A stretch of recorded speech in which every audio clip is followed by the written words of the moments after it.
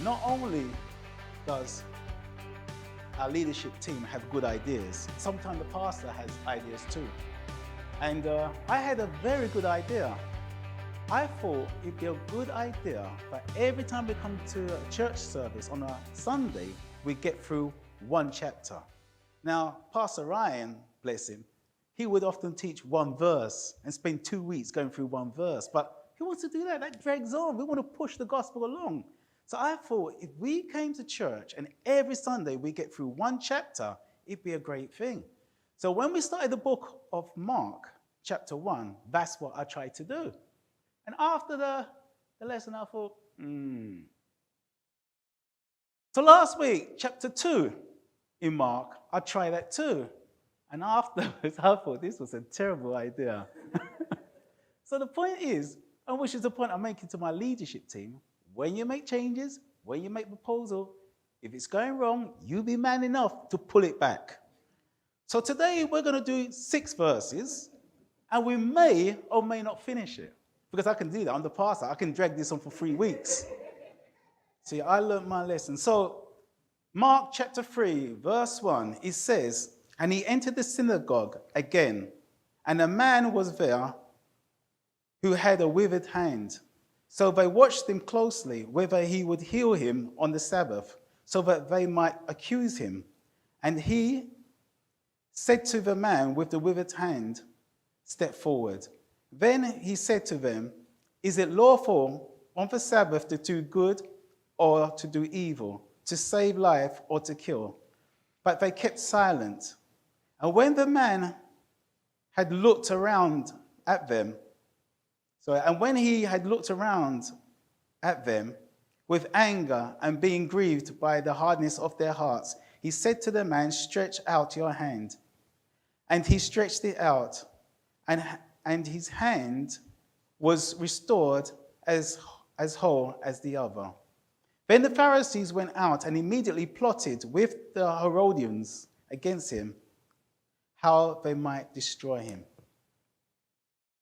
Now, Jesus' violation of the law, the Sabbath law, continues here in this story by the fact that he decided to heal a man in the synagogue.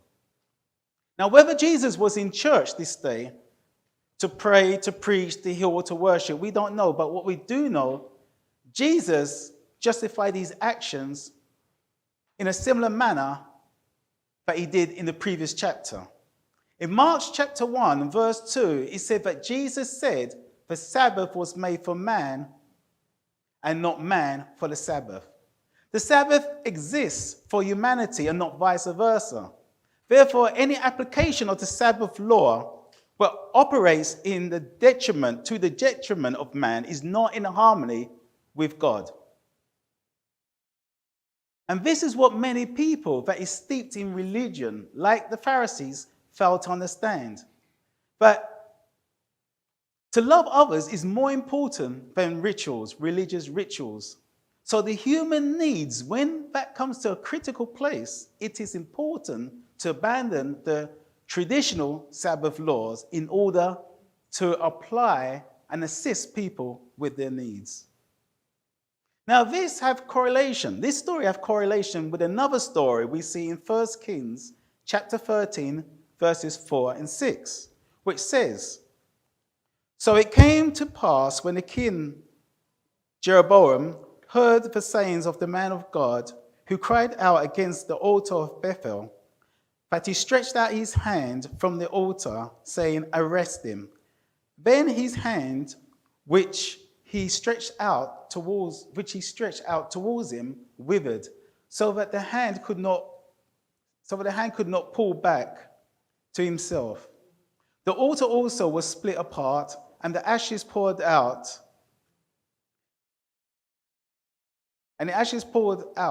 According to the sign which the man of God had given by the word of the Lord. Then the king answered and said to the man of God, 'Please entreat the favor of the Lord your God and pray for me, that my hand may be restored to me.'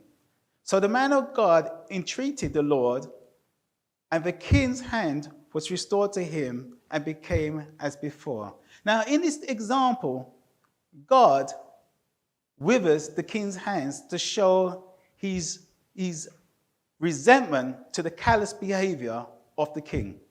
The king was saying things and was going to arrest the man of God. And God did not like this, and God caused the king's hand to wither up. Jesus does the same sort of thing here, but in reverse. So here, God is showing his resentment for the callous behavior of the king, and Jesus heals a man's hands that had been withered, to show his disapproval of the callous behavior of the Pharisees. Now, the first thing I want us to notice in this story, in verse 1, is Jesus' faithfulness.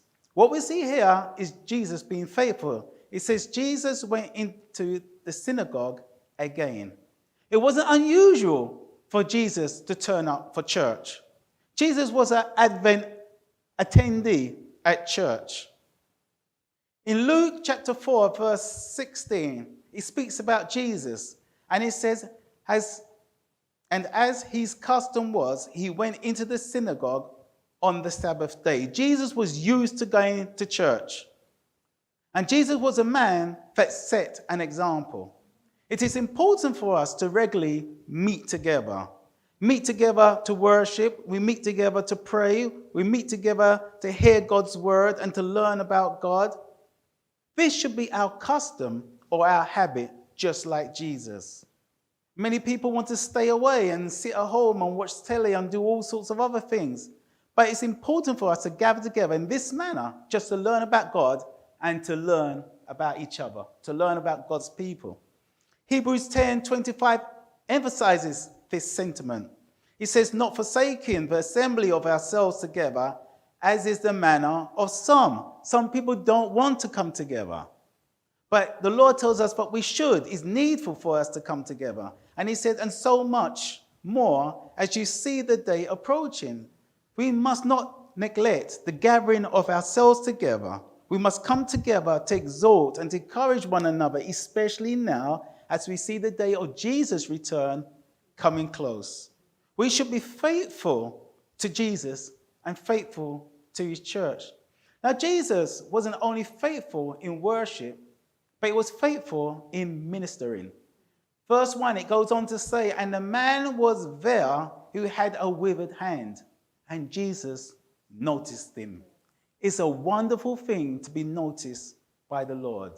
It's a beautiful thing to be noticed by the Lord. The Lord did not just turn up to church to sing, to clap hands and stamp foot. He came to be a blessing. He came to be a servant. He came to bless others and to serve others. For the last few weeks, I've been appealing for volunteers to come forward because I see the needs. In the same way that Christ saw this person, I see you. And I've been appealing for people to come forward and volunteer in some capacity or another. For people not just to see the needs, but willing to do something about it. A few weeks back, a lady came into church, and the first thing she said when she came through the door, she said, I've got a splitting headache. She said, I don't have headaches often, but when I do, it's very bad. Excuse me. I asked if we could pray for her, and my wife and I prayed for her, and then I said to the lady, I said, if you have to go, we understand. But she said, no, I'm going to stay for the worship. And like a good trooper, she battled her way through the worship. But as soon as the worship finished, I saw her going straight for the door. For that person, I want you to know that I see you. I see you. And once I see something and I have that information, I have to be responsible to do something with that information that I have. Church, when you see something and you see people's needs, once you know. When you don't know, you just don't know. But when you know, you have a responsibility to do something with the information that you have. I put a sheet outside, asking for musicians, asking for singers. This stage is very small, but where we're going is a huge stage. It can take an orchestra. Now, this is your church, and you're going to make the church what you want it to be. Everybody's going to get involved. If you want an orchestra every Sunday, make it happen. See the need, but also be willing to do something about it. I don't want people turning up for church and feeling they have to fit in, because if they don't, things are going to fall apart. I don't want them turning up and feeling that they have to do it even though they're sick or not well. I want a church where if Jack can't do it, Jill will step in. And if Jill can't do it, Tom will step in. And if Tom can't do it, Frank will step in. That's the kind of, this is your church. You're going to make it what you want it to be. A few weeks ago, I was quite disappointed because I heard 2 of our volunteers revealed to me that it's been a while since they've been able to sit in on a Christmas service or an Easter service. I went out and asked why. They said because that is our busiest time, which it is. That's the time when most people are traveling to see their families around Christmas, around Easter. And because of that, we don't have enough volunteers to help with the children. So they always offer their services, bless them. But because of that, they've never been able to sit into a Christmas service or Easter service. To those people, I want you to know that I see you. I see you. I see the fellowship. Now that I know. And what I know, I have to do something with the information that I have. So, church, going forward, there'll be no more children's service, children's Sunday school on our big services. Easter and Christmas, we're going to have a family service. Everybody's going to come with the children and everybody's going to be here. And yes, the children will make noise. They're supposed to. That's what children do. And somehow or another, we're going to cope. We're going to be able to deal with it. We're going to find a way. People are going to come in with their families and they're going to sit right here and everybody, we're going to have one big church. We need to see people's needs, but not just see them. Willing to meet them, do something about it. Now, Jesus saw this man with a deformed hand, and Jesus just did not see him and walk past. Jesus was willing to do something about it. How many times have we come to church and seen people in need, and we failed to ask the time of day? We failed to love on them. We failed to engage them in conversation. We failed to notice them, really see them. I work in retail. And a lot of the times, you hear people where I work, they'll say to the customers, "Good morning, how are you? Good morning, good morning, how are you?" And before the customer can actually say how they are, the person's gone. Because, you see, we really don't want to know. We're not interested. It's taking too much of our time. We just don't have the time. We're busy people. So we say, "Good morning, how are you?" But we really don't want to know how they are.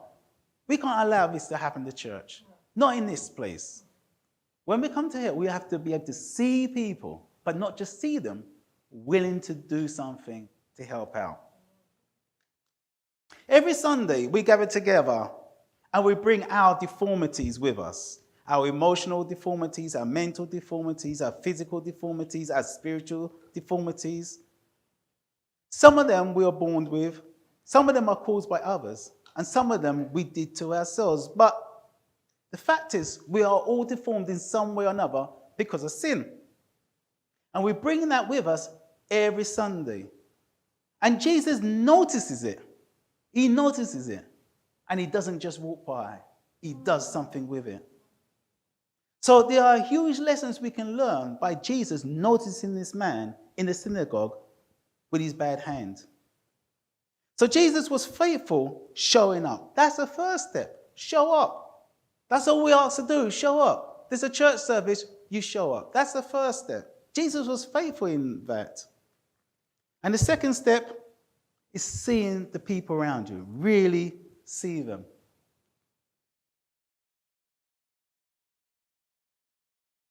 A few weeks back, a lady came to visit us. And I stood here and was teaching, and I saw her in the congregation.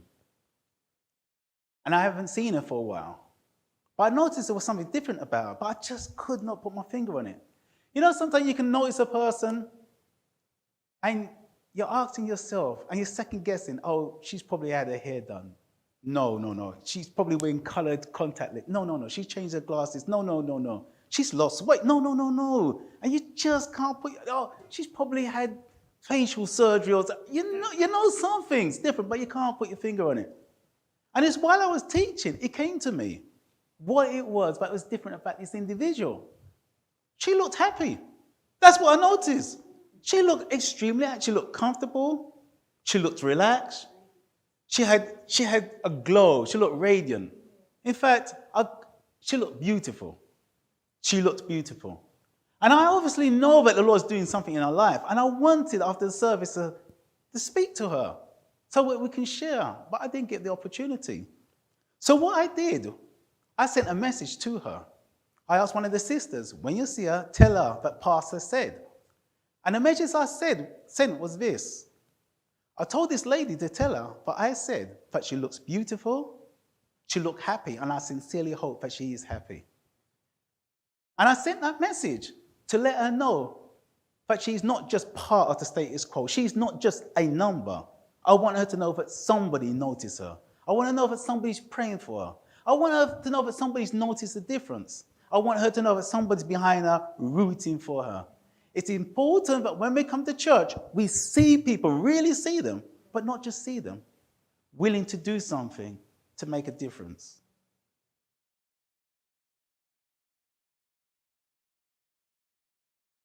I think sometimes God wants to see our deformities. He wants to see our brokenness and our weaknesses and our sins. He wants those things to be seen by others, so that when God heals them, we get a glimpse of his power, his authority, and his grace.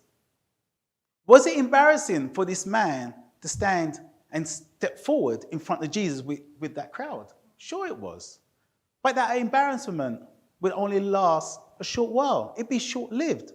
And once Jesus healed him, it's not just the man that gets the blessing, it's everybody that's watching. And that's the whole point of this. Jesus is going to do a miracle, and it's not just for the man's benefit. Yes, he's going to benefit from it. The consequences of him able to use his hand again. Now you can imagine back then, his hands withered. So it probably has affected his occupation. Probably he cannot earn what he used to earn. And therefore he cannot dress the way he used to dress. And he cannot eat the way he used to eat.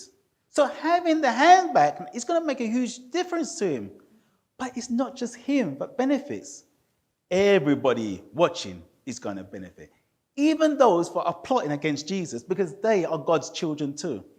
So it's very important for us to see, and not just see, willing to do something about it. How many times have we asked the congregation to step forward just like this man? But because of embarrassment, we don't. We've asked to step forward to receive prayer, step forward to receive counseling, step forward so that we can love on you. Step forward. And what I realize is not everybody willing to step forward.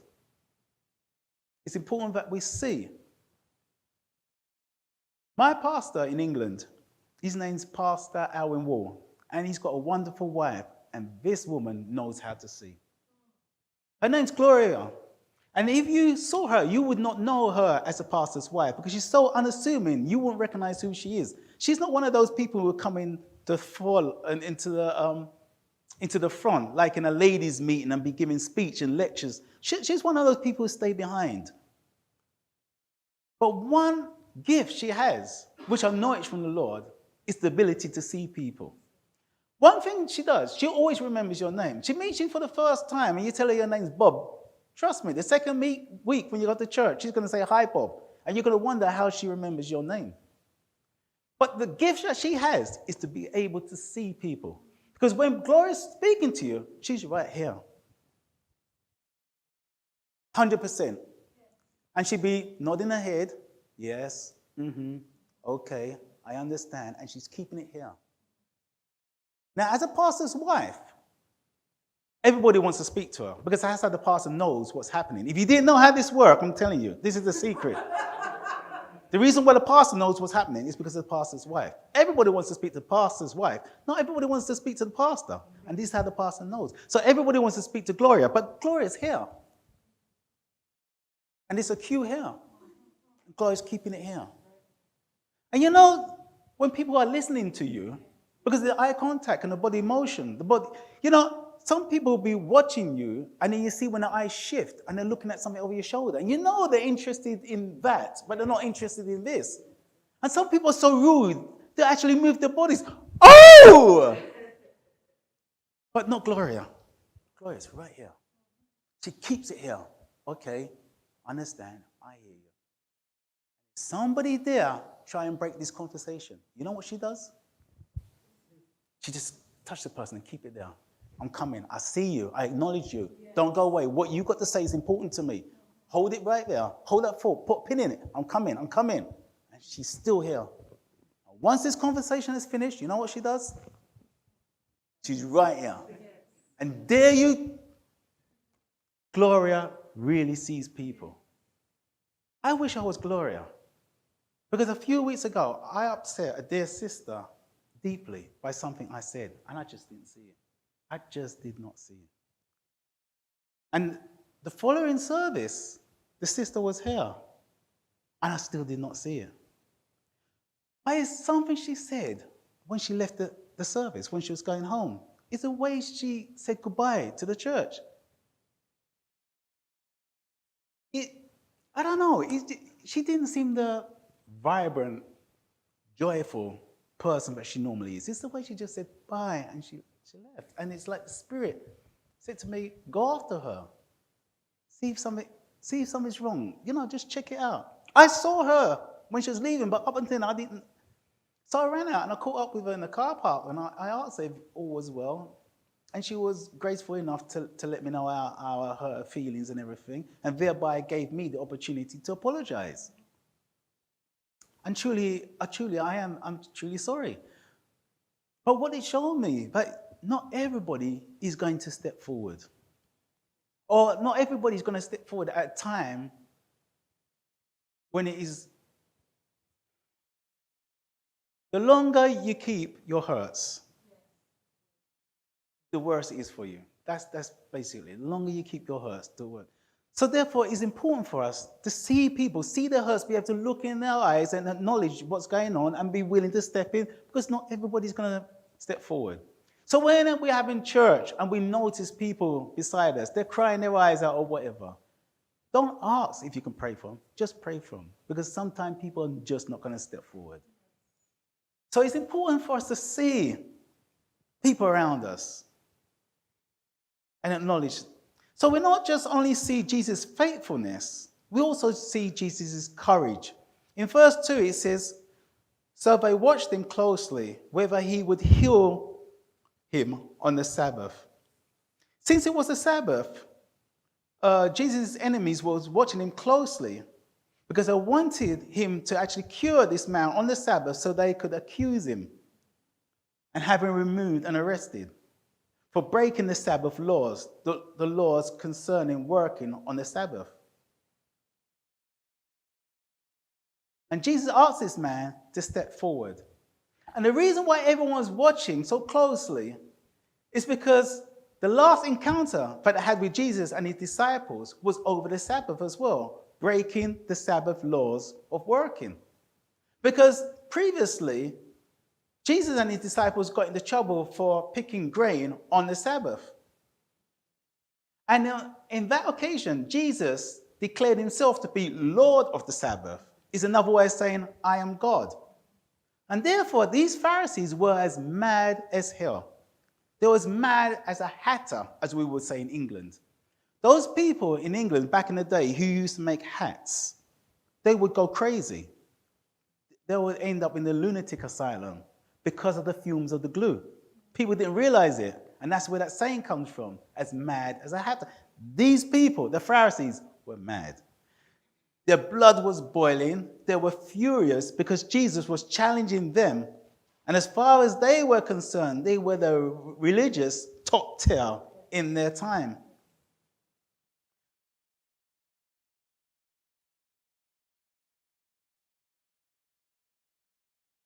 They were so caught up in their religious laws that they planned to heal Jesus for doing something that was good. All the religious laws that the Pharisees had established was a big deal to them. Their whole religious system revolved around the Sabbath.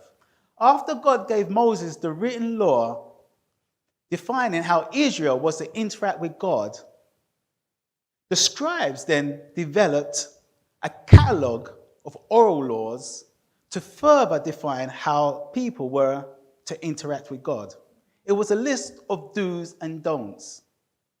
So he said But the Pharisees taught on the Sabbath that a man could not carry something in their right hand, and they could not carry something in their left hand. They could not carry something across their chest or across their shoulders.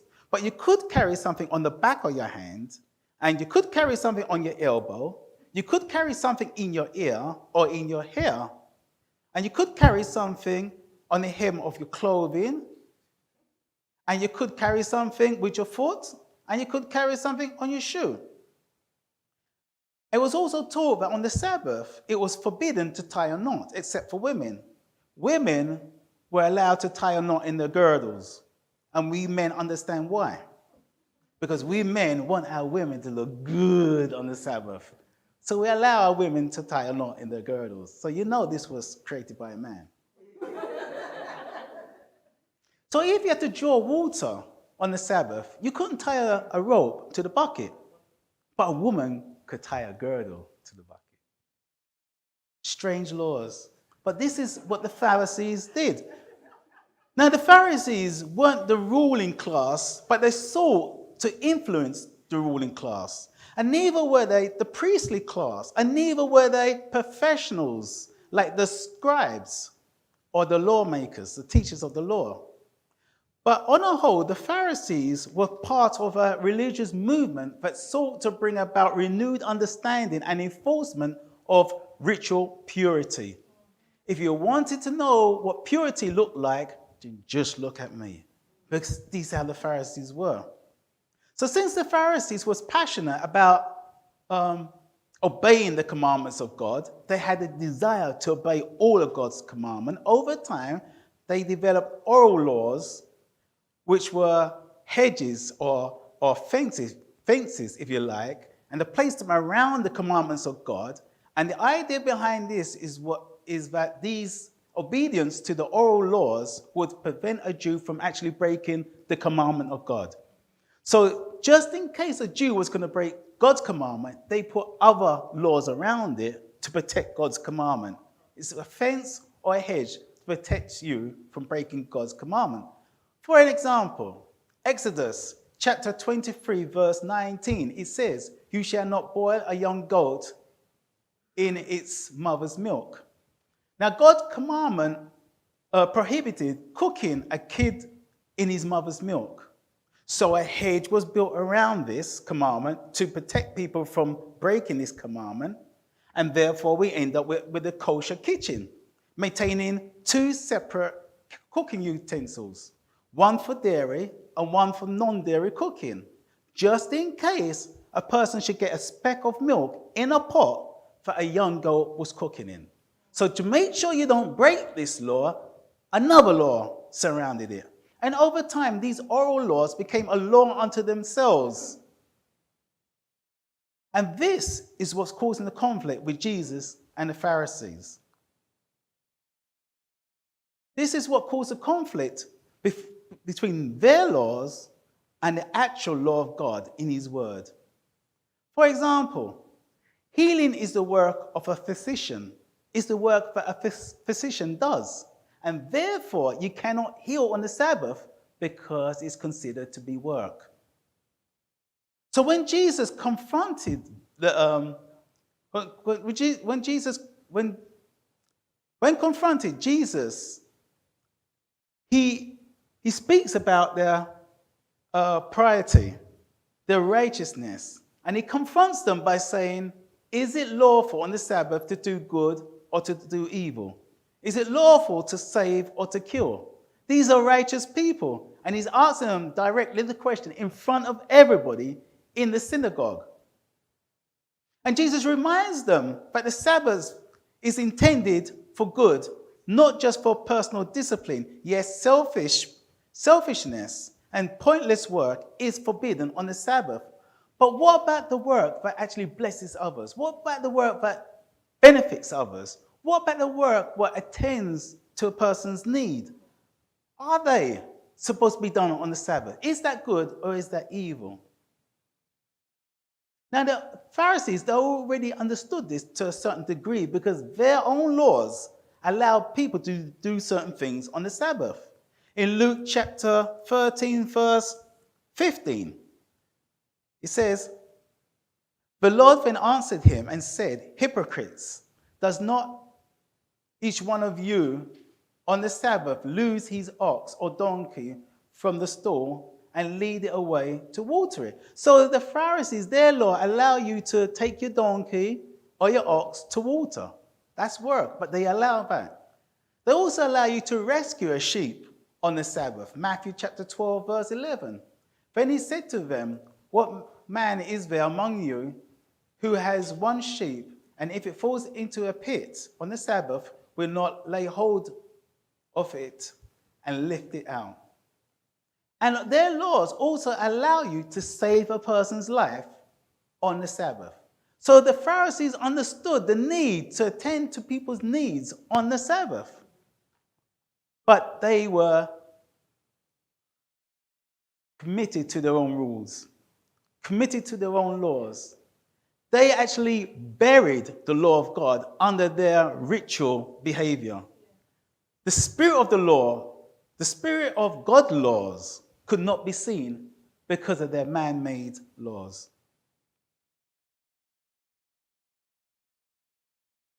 They were being wrong and strong. How many of us have the tendency to do just the same? We impose our views on others even though we know we're wrong. We continue with the argument going nowhere even though we know we're wrong. And we do it because of the people that are watching, just like in the synagogue here. They're wrong and strong, but they have to continue because of the people who are watching. You know, there is great strength in being right, because when your case straight to the Supreme Courts. But when you're wrong, you're just wrong. There's great weakness in being wrong. So Jesus, he exposes their narrow thinking by trying to get them to see the big picture. Is the Sabbath meant for good or harm? The good is healing the man, but by forbidding his healing, the Pharisees chose harm, and they chose harm in 3 different ways. They remained silent instead of expressing what they thought was true, what they thought and knew to be true. They refused to allow the healing of this man, therefore to his detriment and his family. And they also chose to kill, to conspire with the Herodians and kill Jesus, destroy Jesus because of this challenge. So in hindsight, the Pharisees were the ones that was truly violating the Sabbath laws because of their attitudes. And the silence that they kept suggested that Jesus' point was correct. Even though they did not accept it, that Jesus had a valid point. Now, Jesus showed great courage by choosing to do what was right in the face of adversity. Jesus knew that they would destroy him because of what he's about to do, but he was still willing to do it. Jesus stood up and did what was right when it was needful. When you know you have to do something with the information that you have. There are some that believe that this man was placed in the synagogue by the Pharisees in a strategic position so that Jesus would see him, because Jesus always did good. And they knew Jesus would not just see him and walk by. They wanted Jesus to do something, to break the Sabbath law so they can accuse him. But the funny thing is, Jesus didn't do anything to break the Sabbath law. Jesus only broke the traditions and the oral laws, but they added. And in fact, Jesus, all he said was, come forth. Verse 4. When he said to them, is it lawful on the Sabbath to do good or to do evil, to save life or to kill? And everybody was listening, because this question was posed to the religious sect. And because it's based on religion, everybody's listening to the Pharisees to see what they would say. Now, God's law prohibited people from doing regular work on the Sabbath. And it was done that way so that people would be refreshed from their labor.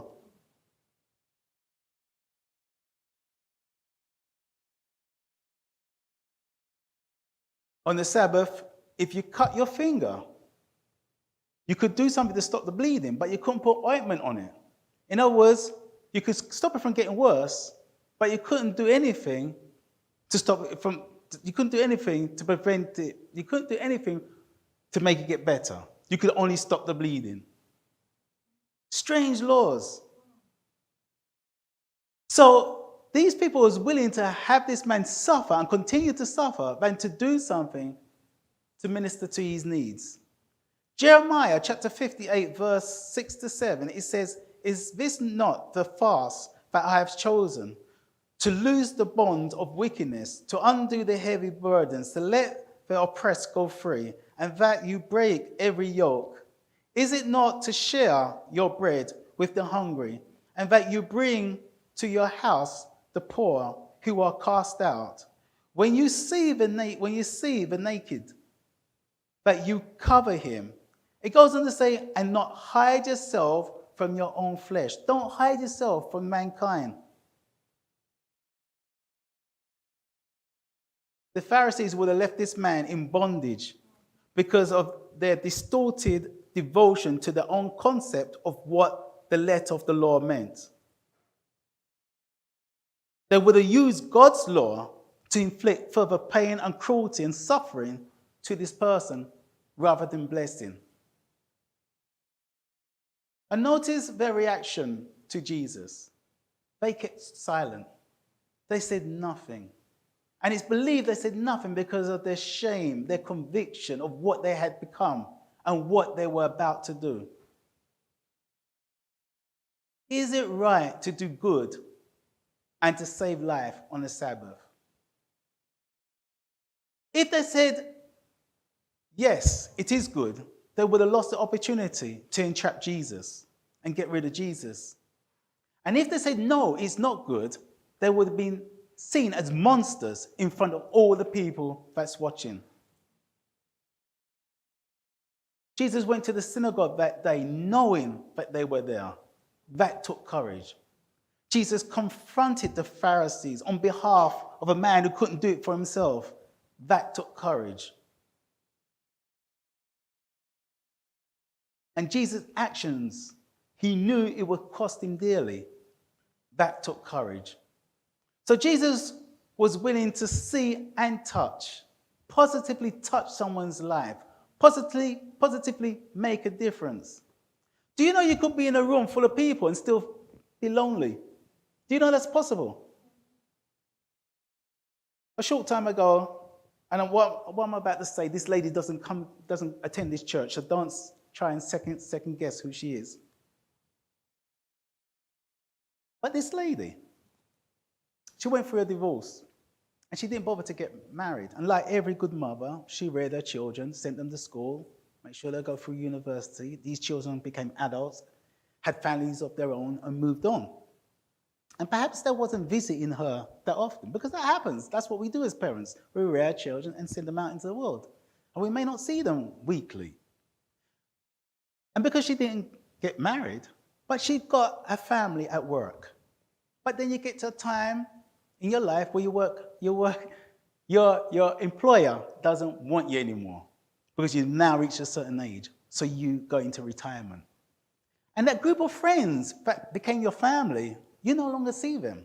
So now you're not seeing your natural family, you're not seeing your work family. So what we tend to depend upon is our church family. This is where church becomes very important, especially for those of us at a certain age. Extremely important. So when I tell you that I love you and appreciate you, I really mean that I love you and appreciate you. But for this lady, for whatever reason, she wasn't attending church. She wasn't following Jesus' example. She wasn't attending church. And what she said, what she missed the most is the touch of a man. And she wasn't talking about sex. She was just talking about the literal touch of a man. To have a strong presence beside you, to have a hand resting in the small of your back as someone opens the door and guide you in.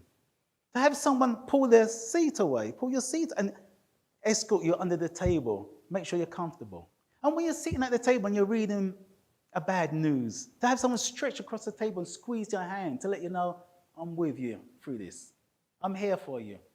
And when you're feeling self-confident, to have someone stand in front of you and move the hair from your eyes, lift up your chin and look you straight in the eyes and tell you that you look beautiful, regardless of what you think of yourself. This is what this lady's missing. Nobody sees that.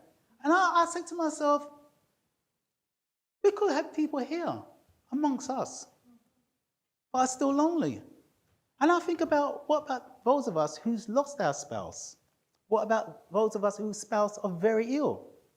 What about those of us who are divorced or just not living in the same house? Not on good terms. I mean, Jesus was walking through the streets and he was enthroned by the people. Everybody's touching him. Everyone was pushing him. And it wasn't until a certain lady came behind him and touched the hem of his garment. Then he said, "Who touched me?" Because that was the right touch. We must be willing to see and touch, but the touch must be the right touch. All this woman wanted, all these years, was the touch of a male, because she missed that. It's very important for us to come to church and see people, see their needs, and willing to do something about it. So I'm going to end in a few minutes, and yes, we're going to finish this next week. I'm going to do a Pastor Ryan, and I can do that because I'm the pastor. But church, I've learned a lot. I learned a lot since I've become the senior pastor. Because we had a meeting, and I told my leadership team that we weren't going to change. We weren't going to change certain things because, one, I know sheep are very volatile, and we've been through a lot of changes, and I don't want too much changes because sheep get frightened very easily. I explained that. And because also somebody said that they believe I was going to lead this church in a different direction, not the Calvary Chapel direction, a different direction. And I didn't want that person to be able to say, "See, I told you so." So I told my team that we're not changing. But sheep are used to change because a shepherd has to lead the sheep to new pastures every day. So it's not that sheep don't know about change. Sheep knows about change, but we just don't want the sheep to have too many changes. And I want you to know that we have a leadership team here who sees people. They see the needs, and they are willing to do something about it. And I, as their pastor, I don't want one more burden placed upon them because they will take it. They are the kind of leadership. They will take it and they will run with it. But I don't want to see them burden down. What I want to see is everybody put their hand to the plow and everybody help out. The more we have, the easier it is. So my leadership team, they came to me with some proposals. And these are the proposals what's going to take place when we reach the new building. So I'm going to let you know what they had, what they said, what was going through their mind. And one of the things that they let me know, one of the things that they saw and are willing to address is the fact that they believe that you guys come to church too often and you need a day off. What? Yeah, that's what it says. Your leadership team came to the pastor and told the pastor that the congregation is coming out to church too often and they need a day off. And this was after I told them that we're not changing. And you know something? I trust my leadership team. I do. So you know something? That's what we're going to do. We're going to do everything the leadership said we're going to do. And how this is going to work is like this. When we get to the new building, all you have to worry about is Sunday and Wednesday. That's how mark it out in your calendar. Sunday is church, Wednesday is church. What happens in between is your business. Now, there may be some times when we have to alter one or two things, but that's what it's going to be, Sunday and Wednesday. The first Sunday is going to be Men's Sunday. So everybody stays away. So everybody stays away. The second Wednesday is Ladies' Wednesday. The other people can stay away. And the third Wednesday is collective prayer. Everybody comes in. And the fourth Wednesday is day off. Day off. Now, my leadership team are brave. I don't know what that looks like, a day off. But we're going to discover what that is. But as a pastor, I think what that should be, I think that's a day when you guys should relive your youth. That's what I think. Remember the days when you were courting and you hold your lady's hand or your boyfriend's hand in your hands and you walk through the mall and you're swinging your hands. And no intention of buying anything. You're just making time pass. Remember that?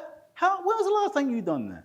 Remember when you two used to hold hands and skip through the meadows and dance with the butterflies? When was the last time you done that? Remember when you used to sit at the table looking at each other's eyes and sending messages to each other while playing footsie on the table? When last did you do that? When last? I think on that Wednesday, when it's the day off, I think you guys should relive that, but this time make your teenage children see you doing it. Carry them along. Make them see what real love looked like. Let them see you sending messages and playing footsie under the table. That's what I think you should do. But we're going to figure that one out. And the fifth Wednesday, if there's a fifth Wednesday in the month, that Wednesday is going to be Family Day. Now, again, I don't know what that's going to look like. I'm just a pastor. But we're going to figure it out. We're going to figure it out. So, church, I want you to know, but we're making changes. And change is necessary. Jesus had to do something for this man. But it's not just him, as we're going to learn next week. It's not just him alone. He's making the changes so that all can benefit. When you are asked to step forward, like Jesus asked this man to step forward, and you're bold enough to do so, the benefit is not just your benefit. God gets the glory, but everybody shares in that benefit. Everybody shares in that benefit. Somewhere or another, it affects all of us. I've seen how people have been blessed, and I'm so happy. It's almost as if it happened to me. I'm so happy for them. It's almost as if it happened to me. And that elevates me, and that lifts me up, and it helps me get through the day because of your blessing. And that's why we share our blessings with each other. That's why it's important when we come together and we do it openly. Everybody benefits.